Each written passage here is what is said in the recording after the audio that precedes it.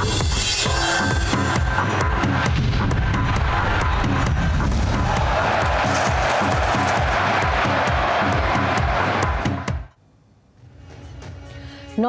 Sports 24 আপনাদের সঙ্গে রয়েছি আমি পায়লা। শুরুতেই আমরা নজর রাখবো ফুটবলের খবরে, নজর আমাদের বিশেষ সেগমেন্ট গোল কিকে।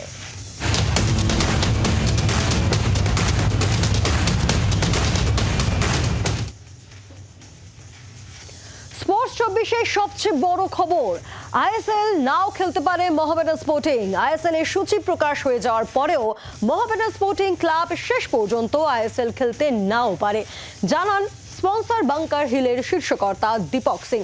তার মতে স্ট্রাচি, বাংকার হিল, মোহামেডান এই তিন পক্ষের মধ্যে যে টার্মশিট তৈরি হয়েছিল সেটাই পরিবর্তন চায় মোহামেডান, আর তাই এই চুক্তি বাতিল করা হচ্ছে বলেই দাবি দীপকের। এদিকে গোটা বিষয়টা নিয়ে হতাশ স্ট্রাচি গ্রুপের কর্তা রাহুল চোরে। बंकर हिल ने एक इन्वेस्टमेंट डील की थी with Sarachi sports regarding investment in ISL, तो उसके बेस पे एक टर्म शीट साइन हुआ था। वो टर्म शीट जब फाइनल एग्रीमेंट में कन्वर्ट हो रहा था तो क्लब ने बहुत सारे चेंजेस एक्सपेक्ट किए और उसके बाद जो कि एक्सेप्टेबल नहीं थे, जैसे in based on the term sheet जो board of the Mohammad sporting club में 2 member from club, 2 member from Mohammad sporting, 2 member from Sarachi, 2 member from Bunker Hill होगा जो फुटबॉल ऑपरेशंस को रन करेगा। किंतु क्लब चाहती है कि इस बोर्ड में 5 मेंबर क्लब के हों, 2 मेंबर बंकर हिल के हों और 2 मेंबर सराची स्पोर्ट्स से हों, जो कि लाजमी है कि एक एज एन इन्वेस्टर हम चाहते हैं कि फुटबॉल ऑपरेशंस में हमारा शेयर है। बेस्ड ऑन दिस शायद ये एग्रीमेंट साइन नहीं हो पाया। पिछले 15 दिनों से इस पे डिस्कशन एंड आर्ग्यूमेंट्स चल रहे थे, but we almost there, but ऐसा लग नहीं रहा है कि ये एग्रीमेंट साइन होगा। মোহামেডান সচিব ইশতিয়াক আহমেদ তিনি বলেন যে কোনো সমস্যাই টেবিলে সমাধান হয়ে যায়, দুপক্ষের সঙ্গে কথা বলবো, আশা করি কোনো সমস্যাই হবে না, আশা তা। আমরা আলোচনা করব, আলোচনা করে ওনার সাথে কথা বলবো। উনি হয়তো মাথা গরম করে বলে দিয়েছেন, আমি আশা করছি এটাকে আমরা মিটিয়ে নেবো। একটা যুদ্ধ টেবিলের মধ্যে বসে সেটেল হয়ে যায়, এ তো ফুটবল খেলা। আর এবার নজর ডুরান্ড কাপের খবরে। মঙ্গলবার যুব ভারতীতে জমজমাট ডুরান্ডের সেমিফাইনাল। 1.5 বছর আগে যাদের হারিয়ে প্রথম আইএসএল ট্রফি ঘরে তুলেছিল মোহনবাগান, সেই বেঙ্গালুরু এফসি ডুরান্ড সেমিফাইনালের প্রতিপক্ষ সবুজ মেরুনের। 1.5 বছর আগে সুনীল ছেত্রীর বেঙ্গালুরু এফসিকে হারিয়ে প্রথম আইএসএল খেতাব ঘরে তুলেছিল সবুজ মেরুন শিবির। মঙ্গলবার যুব ভারতী ক্রীড়াঙ্গনে ঘরের মাঠে হোসে মলিনার দলের প্রতিপক্ষ বেঙ্গালুরু এফসি, যে ম্যাচে নেই মোহনবাগানের 2 তারকা ফুটবলার জেমি ম্যাকলারেন এবং Ashique Kuruniyan. Mohun Bagan coach Jose Molina জানিয়ে দিচ্ছেন ম্যাকলারেনকে বাদ রেখেই তারা নামছেন বেঙ্গালুরুর বিরুদ্ধে। I understand that they are 2 great players and sure people is expecting to see them in the first 11, right? But okay, tomorrow we will see. Mohun Bagan সমর্থকরা যদিও ভোলেননি অতীতে সবুজ মেরুনের বিরুদ্ধে যুব ভারতীতে গোল করে বেঙ্গালুরুর প্রাণভোমরা হরহে দিয়াজের উৎসব। তারা বলছেন এবার জবাব দেওয়া হবে। পেরেরা ডিয়াজকে নিয়ে পেরেরা ডিয়াজ যেটা করেছিল আগের বারে, সেটা আমাদের সবার মাথায় আছে। পেরেরা ডিয়াজকে যা সেলিব্রেশন আমরা দেবো এবার এখান থেকে সব দর্শকরা আমরা যাব সেমিফাইনালে, ওর ব্যবসা আমরা করবো ব্যবস্থা। গত মরশুমে মোহনবাগানে এসে সমর্থকদের মন কেড়েছেন মিডফিল্ডার অনিরুদ্ধ থাপা। তিনিও ভাবিত নন ম্যাকলারেনের না থাকায়। সাংবাদিক সম্মেলনে এসে বলেও দিচ্ছেন সে কথা। গোটা দলই ফুরফুরে মেজাজে, যা অনুশীলনে প্রকাশ। It's just that next game we know that it will be a tough game, and not only me but everyone needs to be on their toes. Everyone needs to be at their very best, because it's a semi-final and we will be playing in front of our fans. So to reach the finals, I think not only me but everyone needs to be ready. গত 2 বছরের champion দল Bengaluru FC এবং Mohun Bagan super giant একে অপরের মুখোমুখি ডুরান্ডের সেমিফাইনালে। যে ম্যাচে মোহনবাগান পাচ্ছে না তাদের বিশ্বকাপার জেমি ম্যাকলারেনকে। তা সত্ত্বেও আশাবাদী মোহনবাগান কোচ হোসে মলিনা বলছেন ফাইনালে তারা যাবেনি। ক্যামেরায় নবীনের সঙ্গে দেবাঞ্জন, জি24 ঘন্টা। দিন কয়েক আগেই আরজিকরের ঘৃণ্য ঘটনার প্রতিবাদ জানাতে 18ই আগস্ট যুব ভারতীতে প্রতিবাদ জানিয়েছিল মোহনবাগান ইস্টবেঙ্গলের সমর্থকরা। আর এবার ডুরান্ট সেমিফাইনালে বাংলার একমাত্র প্রতিনিধি মোহনবাগান। সবুজ মেরুন সচিব দেবাশিস দত্ত বলছেন, মোহনবাগানের জয়ের জন্য সমর্থকরা যথেষ্ট, বাকিদের সমর্থন তিনি প্রত্যাশা করেন না। কোন সমর্থক এলো না সেটা নিয়ে আমরা খুব চিন্তিত নেই। আমাদের মনমান সমর্থকরা কাফি আমাদের টিমের জন্য, তারা মাঠে এলেই যথেষ্ট। অন্য ক্লাবের সমর্থক যদি না এলো ভালো খেলা দেখতে, অন্য ক্লাব ভালো খেলছে খেলা দেখতে আসতেই পারে যদি তারা ভালো ফুটবল প্রেমী হয়, কিন্তু সমর্থনের জন্য আমাদের সমর্থকরা অনেক। অন্য ক্লাবের সমর্থন আমাদের কোনো দরকার নেই, মনমান সমর্থকরা সবার থেকে অনেক এগিয়ে আছে। বিপক্ষে সুনীল ছেত্রী এবং হরহে দিয়াস, কিন্তু ঘরের মাঠে খেলবে সবুজ মেরুন। আর তাকেই অ্যাডভান্টেজ হিসাবে দেখছেন ফুটবল বিশেষজ্ঞ মানস ভট্টাচার্য। অ্যাডভান্টেজ তো থাকবেই, মোহনবাগান খেলবে, মোহনবাগানের সমর্থকেরা মাঠে যাবে, হোম অ্যাডভান্টেজ তো আমাদের থাকবেই। এবং ডুরান্ড আমাদের সাথে সবসময় থাকে, আমরাও যখন খেলেছি অনেকবার আমাদের সাথে ডুরান্ড সঙ্গ দিয়েছে। আমরা 16 থেকে 17 হয়েছি, এবার আমাদের চেষ্টা থাকবে 17 থেকে 18 হবার। আর মরশুমের প্রথম ট্রফি জিতলে দলের আত্মবিশ্বাস অনেক বেড়ে যায়। রবিবার কলকাতা ফুটবল লিগে রেলওয়ে এফসিকে 8-1 গোলে হারানোর পর রীতিমতো উচ্ছ্বসিত মোহনবাগানের সমর্থকরা। কলকাতা লিগে সুপার 6 নয়, ডুরান্ডে বেঙ্গালুরুকে হারিয়ে ফাইনালে মোহনবাগান উঠবে বলে আশাবাদী তারা। বিপক্ষে সুনীল ছেত্রী থাকলেও চিন্তিত নন মোহন জনতা। আমি এই ডুরান্ডের প্রশ্নেই আসছি এবার সবার কাছে। ডুরান্ডে সেমিফাইনাল খেলবে মোহনবাগান বেঙ্গালুরুর সাথে, সেই ম্যাচে কি হবে? মোহনবাগান 3-1 জিতবে। মোহনবাগান 3-1 জিতবে। মোহনবাগানের দিমিত্রি আছে, দিমিত্রি থাকলে আমরা জিতবই। আচ্ছা, ডুরান্ড কাপে কিন্তু সেমিফাইনালে বেঙ্গালুরুতে সুনীল ছেত্রীও আছে, এটাও কিন্তু বলার বিষয় নয়। কতটা কঠিন হতে পারে, কিন্তু সল্টলেক স্টেডিয়ামে খেলা হবে আলটিমেটলি। হ্যাঁ, সেইটা আমরা সল্টলেক স্টেডিয়াম আমাদের ঘরের মাঠ, কিন্তু আমাদের এটা সবাই দুটো টিমেরই একদম কঠোর লড়াই হবে, সেটা আমরা চেষ্টা করব যাতে আমরা জিততে পারি। এটা আপনাকে একটু ডাকবো, আপনি খুব সুন্দর সেজে এসেছেন, মোহনবাগানের ফ্ল্যাগ, মোহনবাগান জার্সি। আমাদের লক্ষ্য হচ্ছে সামনে ডুরান্ড ফাইনাল, আমরা সেমিফাইনাল খেলবো এবং ফাইনালে আমরা চ্যাম্পিয়ন হবো, এটাই আমাদের লক্ষ্য। আমরা ফার্স্ট টিম খেললে আমরা 5 গোলে জিতবো, বেঙ্গালুরুকে 5 গোল দেবো, 5 গোল। এগিয়ে আসুন। মানে মোহনবাগান যদি ফুল টিম খেলে তাহলে 5টা বেঙ্গালুরুকে 5টা দেবো, 5টা। আমাদের ফুল টিম খেলে 5 গোল। একদম। আর চারকজন কি বলতে চাইছেন? খেলার স্কোর হবে 3-1, ঠিক আছে? মোহনবাগান দারুণ খেলবে, ওরাও চেষ্টা করবে। খেলা ডুরান্ড সেমিফাইনাল তো, ওরাও ছেড়ে কথা বলবে না যতই হোক না কেন। আমরা কথা বললাম, আমরা একটা মোহনবাগানের স্লোগান দেখতে চাই আমি একটু।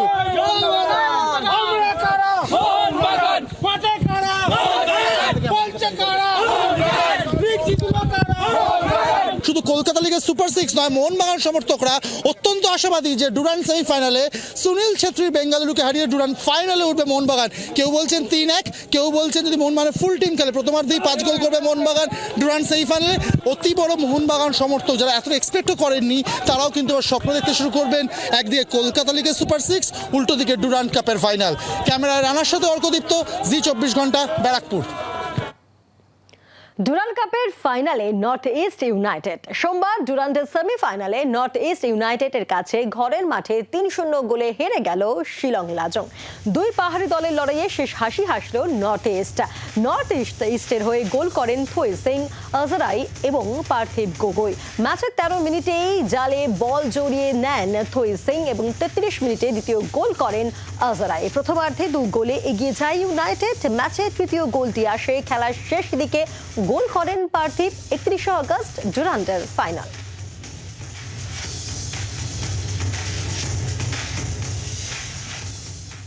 আইএসএল এর প্রথম ডার্বি 19 অক্টোবর ঘোষণা হলো 2024-25 মরশুমের ইন্ডিয়ান সুপার লিগ। আপাতত 4 মাসে সূচি ঘোষণা করা হয়েছে। 13 সেপ্টেম্বর আইএসএল এর প্রথম খেলা। রবিবার প্রকাশিত হয় আইএসএল এর প্রথম 4 মাসের সূচি। প্রথম দিনই মাঠে নামবে গতবারের লিগ শিল্ড জয়ী মোহনবাগান, বিপক্ষে গতবারের champion Mumbai city FC. 19 October ISL এর প্রথম ডার্বি। এবার এক ঝলকে দেখে নেব চলতি বছরের আইএসএল এর 3 প্রধানের সূচি। প্রথমেই দেখে নেব মোহনবাগানের সূচি। 13 সেপ্টেম্বর মোহনবাগানের মুখোমুখি মুম্বাই সিটি এফসি। সন্ধ্যে 7:30 থেকে খেলা হবে কলকাতার যুবভারতী স্টেডিয়ামে। পরের খেলা 23 সেপ্টেম্বর মোহনবাগান বনাম নর্থ ইস্ট ইউনাইটেড। খেলা হবে সন্ধ্যে 7:30 থেকে যুবভারতীতেই। এরপর 28 সেপ্টেম্বর সন্ধ্যে 7:30 বেঙ্গালুরুতে মোহনবাগান মুখোমুখি হবে বেঙ্গালুরু এফসির। পরের খেলা 5 অক্টোবর যুবভারতীতে। মুখোমুখি হবে মোহনবাগান বনাম মোহামেডান। খেলা হবে সন্ধ্যে 7:30 থেকে। এরপর 19 অক্টোবর যুবভারতীতে 2 প্রধানের ডার্বি। ইস্টবেঙ্গলের মুখোমুখি মোহনবাগান। খেলা সন্ধ্যে 7:30। পরের খেলা হায়দ্রাবাদ এফসি বনাম মোহনবাগান। খেলা 30 অক্টোবর সন্ধ্যে 7:30 হায়দ্রাবাদে। 10 নভেম্বর ভুবনেশ্বরে ওড়িশা এফসির বিরুদ্ধে খেলবে মোহনবাগান। খেলা সন্ধ্যে 7:30। 23 নভেম্বর সন্ধ্যে 7:30 যুবভারতীতে মোহনবাগান খেলতে নামবে জামশেদপুর এফসির বিরুদ্ধে। পরের খেলা 30 নভেম্বর মোহনবাগান বনাম চেন্নাইয়ান এফসি। যুবভারতীতে খেলা সন্ধ্যে 7:30। 8 ডিসেম্বর গুয়াহাটিতে নর্থ ইস্ট ইউনাইটেডের বিরুদ্ধে নামবে মোহনবাগান। সন্ধ্যে 7:30তেই খেলা। এরপর 14 ডিসেম্বর একই সময়ে যুবভারতীতে মোহনবাগান বনাম কেরালা ব্লাস্টার্সের ম্যাচ। 20 ডিসেম্বর এফসি গোয়ার বিরুদ্ধে খেলা মোহনবাগানের।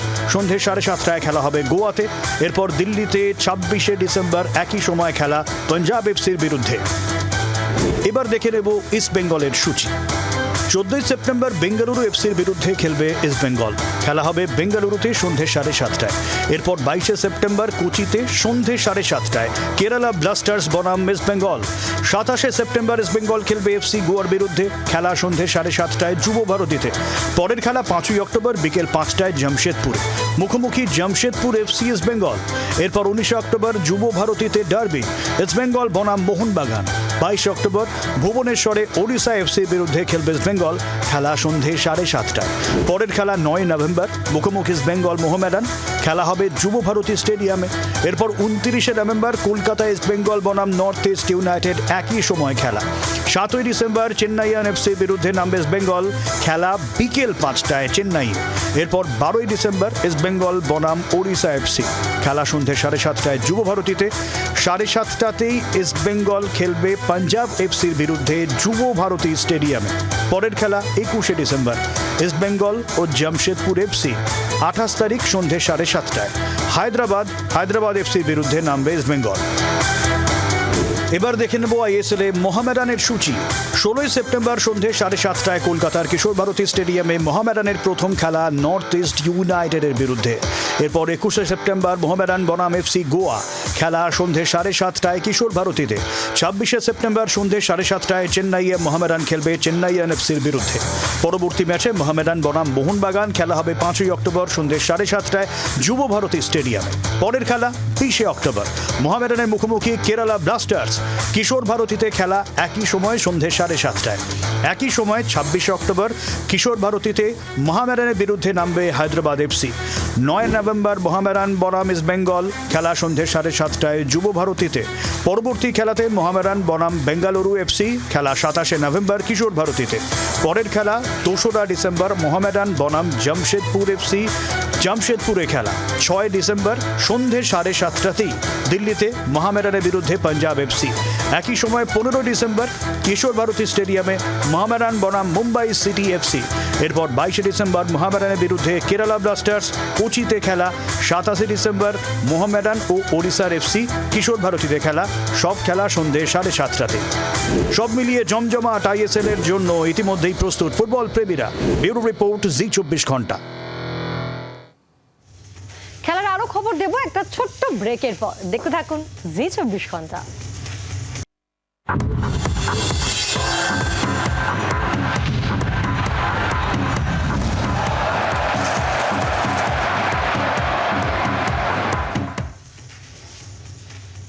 ফিল্ম বিরতির পর আর এবার নজর রাখবো কলকাতা ফুটবল লিগের খবরে।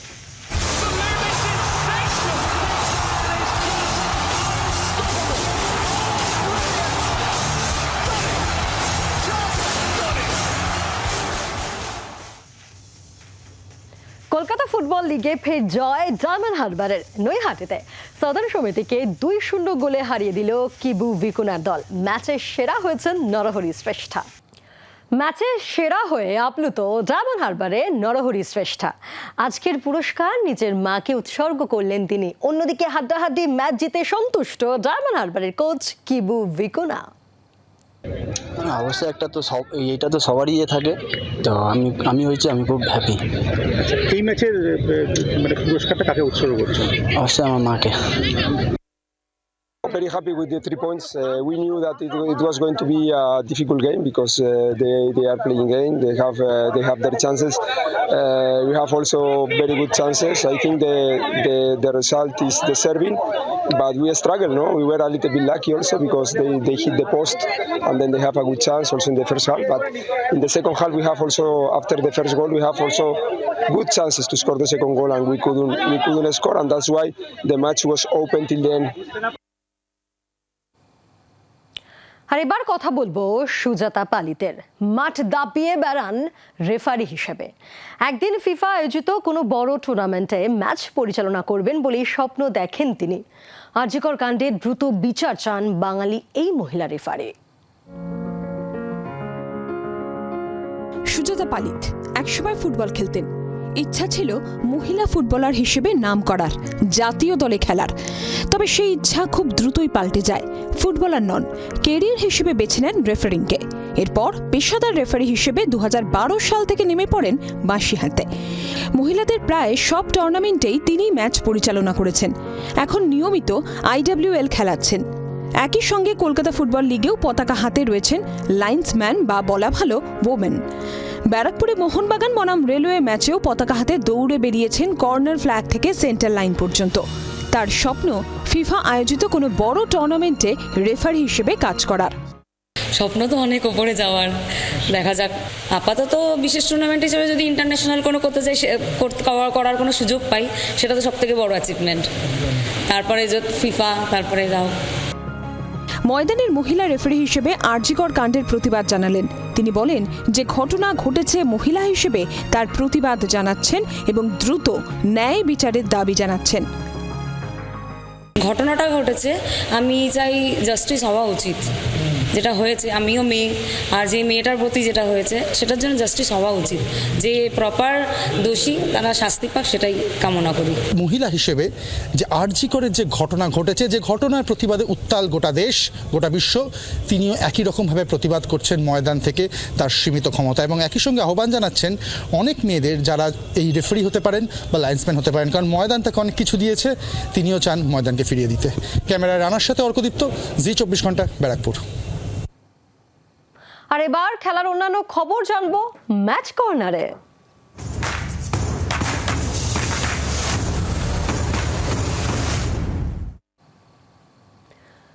প্যারিস অলিম্পিক্সে পদক জিততে পারেননি, বাড়ি ফিরে পদক পেলেন।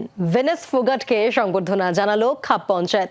একই সঙ্গে ভেনেসকে সম্মান জানাতে তাকে পরিয়ে দেওয়া হয় সোনার পদক। ভেনেস জানালেন লড়াই চালিয়ে যাবেন তিনি।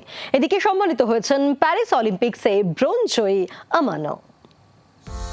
100 গ্রাম ওজন বেশি ছিল, তাই প্যারিস অলিম্পিক্সে তার খেলা বাতিল করে দেওয়া হয়েছিল। ভেঙে পড়েছিলেন ভারতের মহিলা কুস্তিগির ভিনেশ ফোগাট। তবে দেশে ফেরা মাত্রই তাঁকে নিয়ে মেতে উঠেছেন ভক্তরা। এবার ভিনেশকে সংবর্ধনা জানালো খাপ পঞ্চায়েত। সম্মান জানাতে ভিনেশকে পরিয়ে দেওয়া হলো সোনার পদক। প্যারিস অলিম্পিক্সের পর অবসরের ঘোষণা করেছিলেন ভিনেশ, তবে এদিন ভিন্ন সুর ভিনেশের গলায়।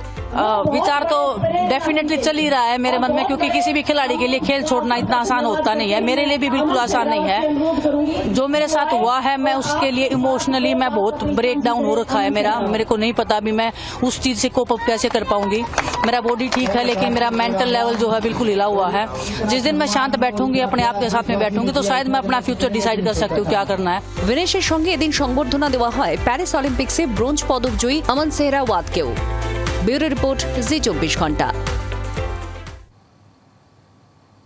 আর এবার খেলার টুকরো খবর নিয়ে থাকছে ফাস্ট ট্র্যাক। ব্যাট করার ভঙ্গিতে মনু, পিস্তল চালানোর ভঙ্গিতে সূর্যকুমার যাদব। সোশ্যাল মিডিয়ায় দুজনের ছবি ভাইরাল। অলিম্পিক্সে জোড়া পদক জয়ের পর প্রথমবার নিজের গ্রামে ফিরলেন মনু ভাকের। সেখানে তাকে অভ্যর্থনা জানান গ্রামবাসীরা।